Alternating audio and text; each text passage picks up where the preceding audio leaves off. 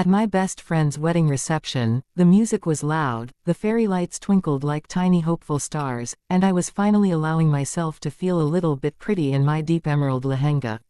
Then my uncle appeared near the dessert table, same stern face, same yearly script already loading behind his eyes. He didn't even say hello. Just leaned in close, voice low but sharp enough to cut through the dull beats. "You're 29 now, still doing that silly art thing. No real job, no husband, no future. When will you stop wasting your life like this, Beta?" The words landed like cold water on warm skin.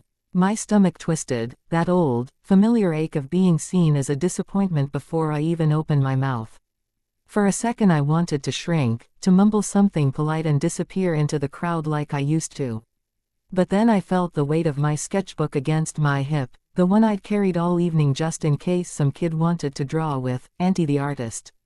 I took a slow breath. Didn't raise my voice. Didn't cry, though my eyes stung. Just calmly opened the sketchbook to the latest page and turned it toward him.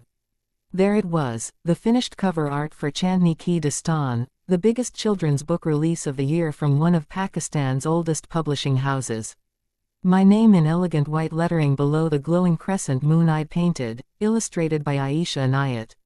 Next to it, the photo I'd posted 4 months ago, me holding the contract, 6 figures circled in red, the tag at Uncle name right there in the corner.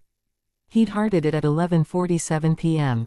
I remembered because I'd stared at that little red heart for 10 full minutes, hoping it meant something.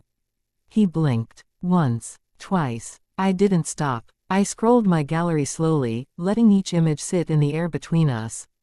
Me on stage last month, clutching the Emerging Artist of the Year trophy, smiling so wide my cheeks hurt.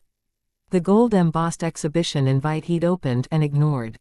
The bank notification screenshot, advance payment transferred, time-stamped, real money from real work. His mouth opened, then closed. I could see the exact second the excuses started crumbling behind his eyes. Before he could find new words to rebuild his story about me, the bride's 6-year-old cousin, all sparkly jhumkas and sticky fingers from the Gulab Jamun, came running up. She stopped dead when she saw the open sketchbook. "Wow," she squealed, pointing with both hands. "That's the same drawing. The one in my new book, The Moon Girl Who Talks to Stars.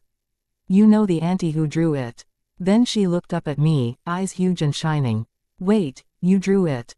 She threw her little arms around my leg in the tightest, stickiest hug I've ever received. "You're the Moon Auntie. You're famous." I laughed, a real one, soft and surprised, and ruffled her hair. My uncle just stood there, staring at the child hugging my leg. Then at the sketchbook still open in my hands. Then at me. Something shifted in his face. Not anger. Not embarrassment exactly. More like a quiet crack in the wall he'd built around his idea of who I was supposed to be. He swallowed hard. Muttered, almost to himself, "I didn't realize." His voice was smaller than I'd ever heard it. Then he walked away, not storming off, just retreating, like a man who suddenly didn't know the path anymore. 2 weeks later, a WhatsApp message popped up from him at 7:14 a.m. "Beta, saw these new watercolor brushes online.